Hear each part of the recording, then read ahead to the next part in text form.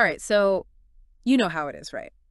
You're running a business, trying to stay on top of everything, keep your eye on the ball, but then it's like, bam, the rules change and you didn't even see it coming. Oh, yeah, those curveballs. What if I told you that the biggest risks to your business, the things that could really knock you off course, aren't the obvious ones, the ones everyone's talking about? You're talking about those hidden currents, the things that are quietly shaping the future, right? Exactly. The stuff that most people are completely ignoring until it's too late. Sounds like a recipe for disaster. It can be. And that's why we're doing this deep dive today. So we're going deep on these hidden dangers. We are. We're calling this one 7 hidden business risk you're ignoring until it's too late. All right, I'm intrigued. Think of this as your personal high-level intel briefing. We're going to unpack these unpredictable forces that could completely rewrite the rules of the game, of your industry. Okay, so we're talking about those fundamental shifts, the kind of stuff that really shakes things up. Exactly. And to give you a roadmap for where we're headed today, we're going to cover 7 key areas. 7. All right, lay it on me. First up, we've got ignoring black swans. We're talking about the power of the unexpected. Then we'll dig into the narrative fallacy trap. Why those simple, neat stories we tell ourselves can be so dangerous. Makes sense. What else? Then there's the problem of silent evidence. What you don't see can actually hurt you. And then, something we probably all struggle with, epistemic arrogance. It's that danger of thinking you know more than you actually do. Oh, yeah, I've seen that one in action. Then we've got the ludic fallacy. It's this idea that real life isn't a casino, no matter how much we might want to treat it like one. Interesting. After that, we're diving into extremistan. It's this idea of navigating a world where it's really winner takes all. Okay, getting intense. And finally, we'll wrap up with the barbell strategy. This is a really interesting approach to dealing with all this uncertainty. So a way to build resilience and actually thrive in the face of all these hidden risks. Exactly. Ready to dive in? Let's do it. Let's start with those elusive black swans. Okay, so black swans. What exactly are we talking about here? We're talking about those massive, game-changing events, those events that nobody sees coming, and then after they happen, everyone's like, oh, of course it was obvious. Yeah, the benefit of hindsight. Exactly. The internet exploding onto the scene, that was a black swan. Did anyone truly understand the impact that was going to have? No, not really. The 2008 financial crisis, another black swan. These are rare occurrences, right? But they have huge ripple effects. And they can really catch you off guard if you're not prepared. Absolutely. So for you, the listener, why should you even care about these black swan events? I mean, they're unpredictable, right? Well, here's the thing. Just being aware of the possibility of black swans, that alone can give you an edge in business. Okay, I'm listening. First of all, it forces you to think about preparedness. If you accept that the unexpected can and will happen, you're more likely to build in some resilience, have backup plans, just in case. Right, so you're not caught completely flat-footed. Exactly. Secondly, and this is interesting, black swans can actually create incredible opportunities. Oh, how so? Think about it. Sometimes a black swan event completely reshapes the landscape. It can disrupt entire industries. Right. And if you're attuned to this idea of the unexpected, you're in a much better position to see those opportunities, to seize them before your competitors even realize what's happening. So you're basically turning a potential threat into a strategic advantage. Exactly. And lastly, considering black swans just forces you to have a more realistic view of risk in general. Makes sense. It pushes you to consider those low probability, high impact scenarios that standard risk assessments often miss. Okay, so there are some real benefits to thinking about black swans, even if they're impossible to predict. But what if you just don't? What if you just ignore them, keep your head down, focus on the day-to-day? What happens then? Well, you're leaving yourself wide open, vulnerable. Vulnerable to what specifically? Think about it. If you haven't even considered the possibility of a major disruption, you're completely unprepared when it hits. Right. And that can lead to some serious consequences. We're talking financial losses, damage to your reputation, or even, in the worst case, the entire business going under. Yeah, that's not a good scenario. It's not. And then there's the opportunity cost. While you're sticking to your predictable plan, your competitors, who are more attuned to these possibilities, they might be grabbing those unforeseen opportunities and gaining a real edge. And over time, that could really put you at a disadvantage. Absolutely. And maybe the most insidious consequence is that your entire strategic plan could be flawed. How so? Well, if your plan is based on past trends, on predictable data, Mm, it just won't hold up when a true black swan event comes along. It's yeah. like building a house on a foundation of sand. Yeah, eventually the whole thing's going to crumble. Exactly. Okay, so the stakes are pretty high. Are there any companies out there that are actually trying to do this to prepare for the unpredictable? Oh, absolutely. And they're using some really interesting approaches. Here in the US, we're seeing a few different strategies. Take venture capital firms, for instance. Okay, what are they doing? Their whole model, in a way, is about trying to catch those positive black swans. They spread their investments across a bunch of startups, many of which are very risky, very speculative. Right. They know most will probably fail, but the ones that succeed, those could generate massive, unexpected returns. It's a high risk, high reward kind of game. Exactly. It's about maximizing their exposure to the unknown, to the potential upside of a black swan. Another example is in biotech research. Okay, what are they doing? A lot of companies give their researchers a lot of freedom. Freedom to explore diverse areas, even if they seem totally unrelated to the main research targets. So they're not just laser focused on one specific outcome. No, they're not.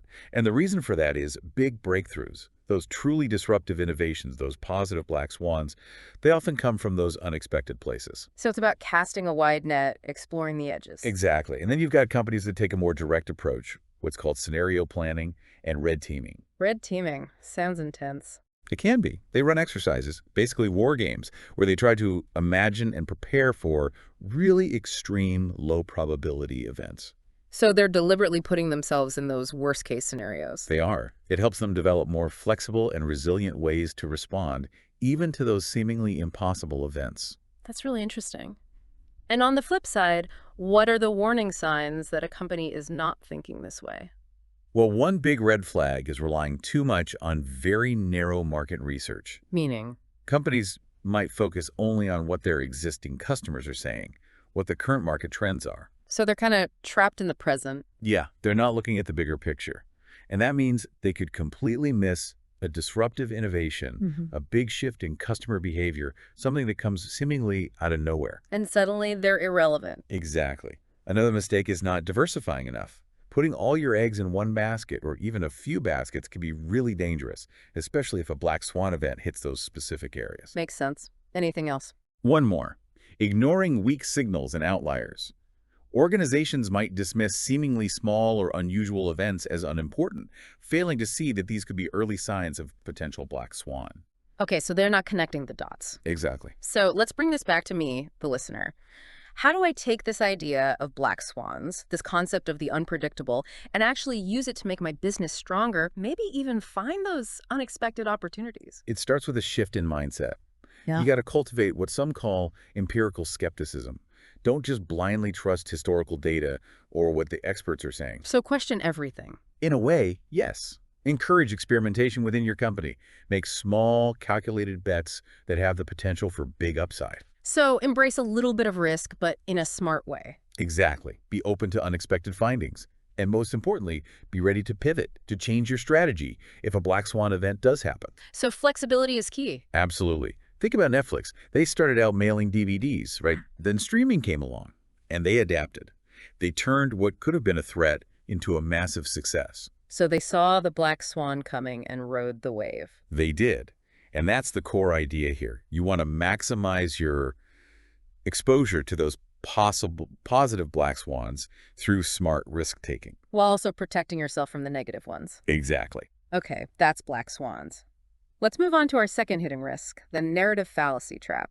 This one sounds like something we all do without even realizing it. Oh, it is. The narrative fallacy, it's this really human tendency to want to make sense of things, to create stories, neat explanations for why things happen, especially after the fact. So we're basically storytellers. We are. We like to tie things up in a nice, tidy bow, even when that's not really how the world works. Okay, so what's wrong with that? I mean, stories help us understand things, right? They do, but they can also mislead us. How so?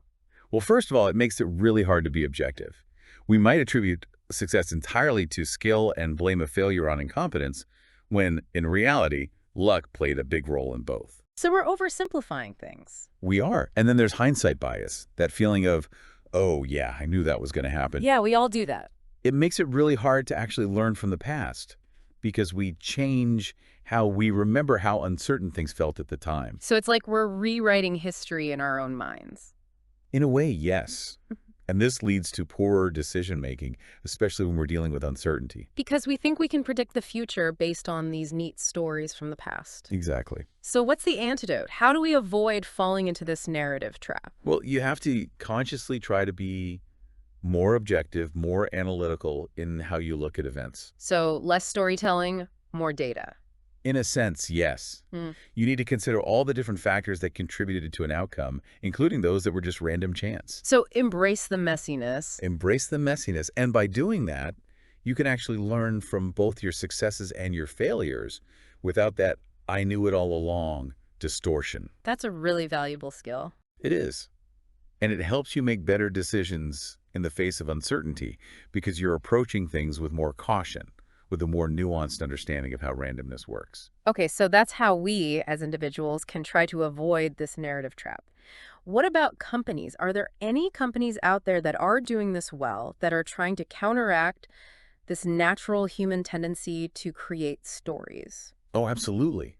And they're using some really clever strategies. One is a real focus on process, not just outcomes. Meaning? Instead of just celebrating successes and getting upset about failures, they really dig into the process that led to those results. So they're trying to understand what actually worked, what didn't, regardless of the final outcome. Exactly. They're not just trying to create a neat story about why they won or lost. Another fascinating technique is what's called a pre-mortem analysis. A pre-mortem, what's that? So before a big project launches, the team imagines that it has failed, like spectacularly. Okay. And then they work together to come up with all the possible reasons why it might have failed. So they're proactively creating a failure story. They are.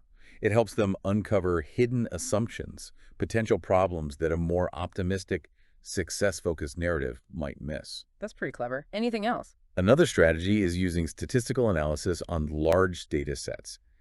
Companies are looking at all this data to identify patterns and correlations without immediately jumping to simple explanations. So they're acknowledging the complexity. They are. They're not trying to force a neat narrative onto the data. Okay, so those are some good examples. What about the other side? What are the mistakes that companies make when they fall into this narrative trap? One big mistake is relying too heavily on anecdotal evidence. Meaning? Leaders might make a huge decision based on one or two compelling success stories or even really visible failures without considering the bigger picture, the broader trends. So they're basically overgeneralizing from a small sample size. Exactly. And they're probably ignoring the role of luck in those specific cases. Another problem is creating those overly simple lessons learned documents after projects. You mean trying to summarize everything in a few bullet points? Yeah, those often miss the nuances, the messy reality of what actually happened. And finally, there's the danger of hiring people based solely on a track record of success without digging deeper, without understanding the context of those successes. So you might be hiring someone who just got lucky a few times. Exactly. Okay, so how do we as listeners, as business owners, as decision makers, how do we work to avoid this narrative fallacy in our own lives? It's about being very deliberate, very intentional in your thinking. So what, like a mental checklist? In a way, yes. Be wary of those really neat explanations, the ones that sound too good to be true. They probably are. So look for the cracks in the story. Exactly. Actively seek out data to support your understanding of events. Remember, correlation doesn't equal causation. Just because two things happen together doesn't mean one caused the other. So don't jump to conclusions. Don't jump to conclusions. When you're looking back at past performance, try to come up with alternative explanations. Consider the role of randomness. So basically, be a skeptic. Be a healthy skeptic. For example, let's say you have a successful product launch. Instead of just patting yourself on the back and saying, "Oh, we're so brilliant, our product is amazing," dig a little deeper. What kind of questions should I be asking? Ask yourself, what were the market conditions like at the time? What were our competitors doing? How well did we actually execute? So you're getting a more complete picture. Exactly. You're going beyond the surface level story to understand the underlying factors that contributed to this success. Okay, that makes sense. Let's move on to our third hidden risk, the problem of silent evidence. This one sounds intriguing. It is. The problem of silent evidence, it's also known as survivorship bias. And it basically means we tend to focus on the winners, the survivors, the visible successes, while ignoring all the failures, the ones that didn't make it. So we're only seeing part of the picture. We're only seeing the tip of the iceberg. Yeah. Think about successful entrepreneurs. You read their stories, right? Yeah, all the time. You hear about their strategies, their secrets to success. But what about all the entrepreneurs who followed similar paths and failed? I guess you don't hear about those as much. You don't. Their stories are silent. And because we don't see them, we get this distorted view of what it actually takes to succeed. So we're missing a huge piece of the puzzle. We are. Okay, so what's the benefit of actually accounting for this silent evidence, this graveyard of failures? By considering the failures, along with the successes, you get a much more realistic understanding of risk. You start to see the true probabilities. So you're not just seeing the happy ending, you're seeing the whole story. Exactly. You're also less likely to blindly follow role models. Because they might just be lucky. Exactly. And ultimately, you learn more from history because you're looking at the full spectrum of outcomes, not just the highlight reel. Okay, that makes sense. But what are the dangers of just ignoring those silent failures? It can really skew your thinking. You might end up believing certain strategies are much more effective than they actually are because you're only seeing the times they worked. So you're overestimating the odds of success. Exactly. And on the flip side, you might underestimate the risk of failure because you're not seeing all the times those same strategies failed. So you're basically flying blind. In a way, yes. And this can lead to some bad decisions. You might invest in the wrong things, put your resources in the wrong places, based on this incomplete picture of reality. Yeah, that could be costly. It can be. So what are smart companies doing about this? How are they trying to account for all this silent evidence? Well, one thing they're doing is looking beyond just their own successes. What do you mean? They're actively studying the failures of their competitors. Interesting. They're trying to understand why those companies failed, what mistakes they made, so they could avoid making those same mistakes. So they're learning from the mistakes of others. Exactly. When their own projects fail, they do really thorough postmortem analyses. So they're not just sweeping those failures under the rug. No, they're trying to understand what went wrong, even if it's uncomfortable. And they track data across their industry. What kind of data? They look at failure rates, discontinued products, things that give them a more complete picture of the landscape. So they're getting a more nuanced view of success and failure. They are. Okay, what are the warning signs that a company is ignoring all this? What mistakes should we be looking out for? One red flag is blindly following what are considered industry best practices. Meaning? A lot of times, those best practices might have a really high failure rate that people just don't talk about. So just because everyone's doing it doesn't mean it's a good idea. Exactly. Another warning sign is hiring executives who have a string of successes without really digging into the details of those wins. So again, they might just have gotten lucky. Exactly. And finally, ignoring negative feedback, dismissing customer complaints, or failed product attempts. So they're only focusing on the positive, the things that make them look good. Exactly. And they're missing out on valuable learning opportunities. Okay, so for me, in my business, how do I make sure I'm not falling into this trap of only seeing the winners? It's about actively seeking out that silent evidence. Don't just read the success stories, read the failure stories too. So go beyond the headlines. Go beyond the headlines. Try to understand why things fail. Look into why companies go bankrupt, why products flop, why strategies don't work. So do your research. Do your research. Yeah. And encourage a culture in your company where talking about mistakes is okay. It's not about blaming people. It's about learning and growing. So create a safe space for failure. Exactly. Yeah. For example, think about the restaurant business. Oh. For every restaurant that becomes a big success, there are tons that close down. Yeah, that's true. Understanding why they fail, things like bad location, poor management, those are really important lessons for anyone trying to make it in that industry. It's about seeing the whole picture. Seeing the whole picture, not just the glamorous part. Okay, let's move on to our fourth hidden risk. This one is a bit more personal. Epistemic arrogance. The danger of thinking you know more than you actually do. I think we can all relate to this. Oh, absolutely. Epistemic arrogance, it's basically overconfidence in your own knowledge. So it's that I've got it all figured out attitude? Exactly. It's failing to recognize that you have blind spots, that there are things you don't know, and it can lead to some bad decisions. So let's talk about those bad decisions. What are the consequences of being too sure of yourself? Well, first of all, you're more likely to make poor decisions because you might be underestimating the risks involved. You're not seeing the full picture. You're not. You might also be overestimating your chances of success. So you're setting yourself up for disappointment. Potentially, yes. Another consequence is resistance to change. Because you're so sure you're right. Exactly. You're less open to new information, new ways of thinking. And maybe the most dangerous consequence is that you stop seeking help. Because you think you can handle everything on your own? So what's the alternative? What's the opposite of this epistemic arrogance? It's what some call intellectual humility. It's recognizing that you don't know everything. And being okay with that. Being okay with that. And that actually opens you up to learning, to growth. Okay, I like that. When you acknowledge that there are things you don't know, you become more open to new information, different perspectives. So you're more willing to listen and learn. Exactly. You're also more likely to make more realistic predictions because you're acknowledging the uncertainty. So you're not over-promising and under-delivering. Exactly. And maybe most importantly, it improves your relationships with other people. Because you're not acting like you're the smartest person in the room. Exactly. You value the contributions of others. You're willing to collaborate. So intellectual humility is good for you and good for your team. Absolutely. How do companies try to foster this intellectual humility, this openness to learning?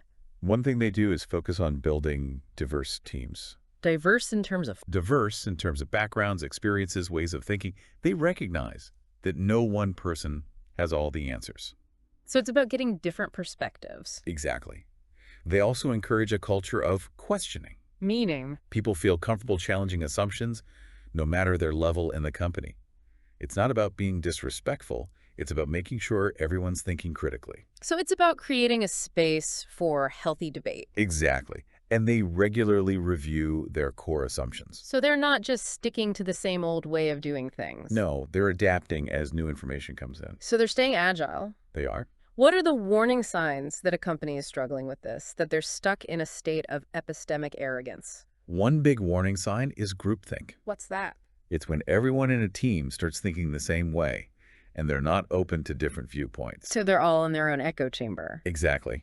Another warning sign is when companies prioritize hiring people who fit in over people who bring different perspectives. So they're just looking for clones of themselves.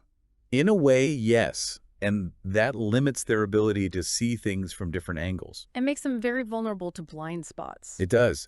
And a really common sign is when people or organizations just ignore data that goes against their existing beliefs. They're basically cherry-picking the data that supports their view. Exactly. They're not looking at the full picture. Okay, so how do we as individuals, how do we work on this? How do we embrace intellectual humility? It starts with a conscious effort to be more open-minded. Get comfortable with saying, I don't know.